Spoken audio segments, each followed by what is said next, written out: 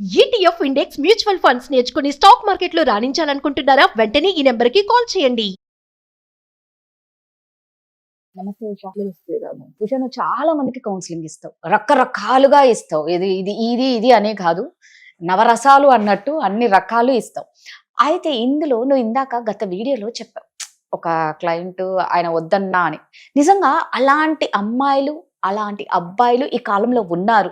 అరే నువ్వు వద్దమ్మా తల్లి, నువ్వు వద్దురా బాబు నాకు అన్నా కూడా వాళ్ళను పట్టుకొని వేలాడుతూనే ఉంటారు. నువ్వు నా ఎదురుగుంటే చాలు, నువ్వు మాట్లాడకపోయినా పర్లేదు, నువ్వు ఎవరితోనైనా ఉండు, నువ్వు నాతో ఉంటే చాలు, నువ్వు 10 మందితో ఉన్నా 11వ దాన్ని నేనవుతా అని అమ్మాయి కానీ అబ్బాయి కానీ అంటారు. నిజంగా వాళ్ళని చూస్తే జాలి పడాలి అనిపిస్తుంది. బట్ అది ఉండడం ఎప్పటికీ కరెక్ట్ కాదు. వాళ్ళు స్ట్రాంగ్ గా ఉండాలంటే ఎలా? రాధా, ఇది ఒక క్లయింట్ తో చేసిందే కాకుండా నేను కొన్ని ఆ క్లయింట్ కి అంతే అవసరం కాబట్టి అదే చేశాను, ఒక ఎక్స్ క్లయింట్ కి. బట్ నేను ఈ వీడియోలో చెప్పదలుచుకుంది ఏంటంటే, నేను ఎప్పుడు చెప్తాను, గ్రూప్ క్లాసెస్ కొంతవరకు డిస్టింక్షన్స్ వరకే అప్లై అవుతాయి. Every individual journey, especially emotional journey is very different. ఎందుకంటే ఆ ఎమోషన్ ఎక్కడి నుంచి వచ్చింది, ఒక పాత్ర జిడ్డు పట్టింది, ఆ జిడ్డు పైన మళ్ళీ ఫంగస్ పట్టింది, ఆ ఫంగస్ పైన పుట్టగొడుగులు వచ్చాయి, ఆ పుట్టగొడుగులు రావడానికి పూర్వజన్మలో సంచిత క్రియామయ ఆగమయ ప్రారంభ కర్మలు ఉంటాయి. ఈ టైంలో నువ్వు ఏ తల్లిదండ్రులకి పుట్టావు అనేది ఉంటది, నీ చిన్నప్పటి నుంచి ఎవరితో పెరిగావు, వాళ్ళు నిన్ను సరిగ్గా చూసుకున్నారా లేదా అనేది ఇన్ని ఎమోషన్స్ ఉంటాయి.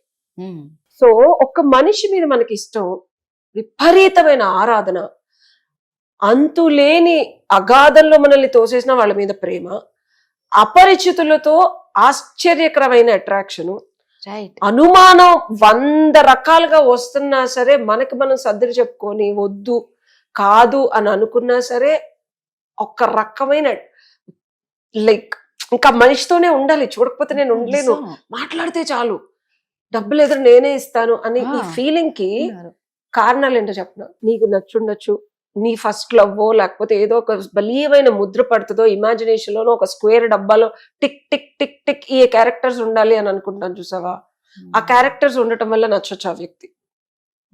దాని వల్ల నీకన్నా చాలా అద్భుతంగా ఉంటుంది ఆ పర్సన్ తో నువ్వు ఉంటే, ఆ టైం కానీ ఎనర్జీ కానీ మోహం కానీ, దూరంగా వెళ్తే విరహవేదన కానీ అద్భుతంగా ఉంటుంది. సో అది. రెండోది, past life connection, unfinished businesses అవ్వచ్చు. ఈ పర్టికులర్ క్లయింట్ కి నేను పాస్ట్ లైఫ్ రిగ్రెషన్ చేశాను, దాని వల్ల కార్డ్ కటింగ్ చేశాను. తనకి తెలియకుండా కొన్ని రోజులు టైం ఇచ్చి I did what ever I did. అది నేను అసలు అమ్మాయిని ఇప్పటివరకు చూడలేదు తెలుసా, డిపి ఫోటో చూడటం తప్పించి నేను ఏది తనని కలవలేదు, చూడలేదు. Everything I did over a call. ఆ అవతల పర్సన్ కూడా తెలియదు. ఇదొకటి. థర్డ్ది, unfinished emotional connect with father కానీ మదర్ కానీ ఉండటం వల్ల ఆ ప్యాటర్న్ ఈ వ్యక్తిలో ఉంటే కనుక అట్రాక్ట్ చేస్తాం. నా ఫాదర్ని నేను ఎంత ఫర్గివ్ చేశానంటే అసలు అది ఏ కూతురు చేయలేదు, అంత ఫర్గివింగ్. చెప్పాను కదా, టుక్ మీ 15 years to work on that relationship అని చెప్పి.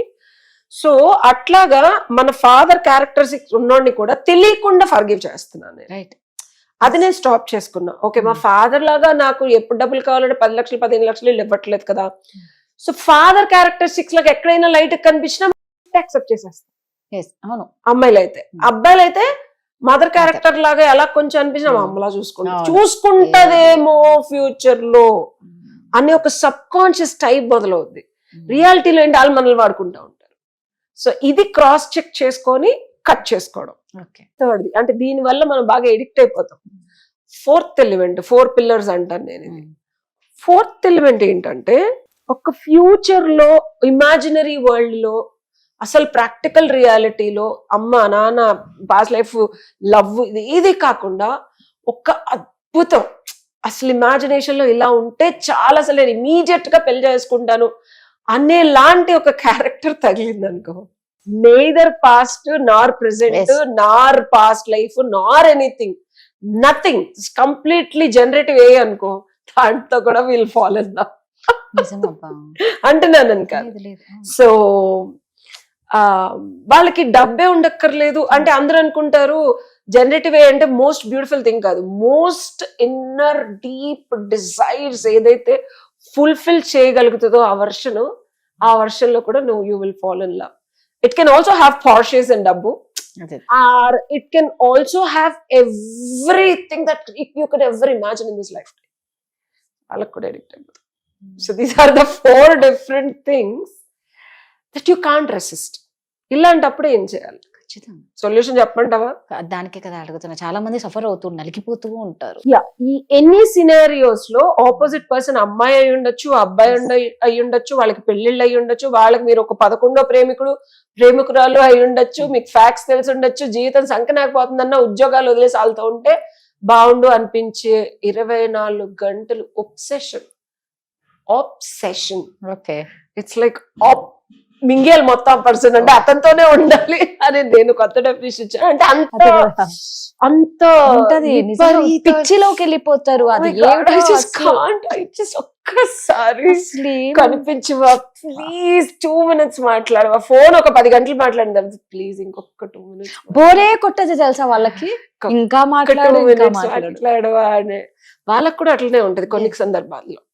Most of the cases initial గా ఇద్దరికి అలాగే ఉంటది, స్లోగా ఒకళ్ళకి తగ్గుతుంది. దాని వల్ల ఈ తేడా వస్తుంది. ఒకళ్ళకి ఎందుకు తగ్గుతుంది అంటే రాదా, ఎప్పుడైనా సరే లాజికల్ బ్రెయిన్ హార్ట్ కి ప్రాబ్లమే. స్టార్టింగ్ లో ఇద్దరు హార్ట్ కి బాగా కనెక్ట్ అయిపోయి విపరీతంగా mixture all mix fruit juice లాగా ఉంటారు.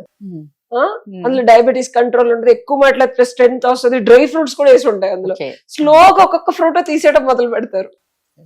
ఓకే, నేను పెద్ద ఫుడ్ అందుకే అదే కంపేర్ దాంతో తీసుకుంటున్నావు.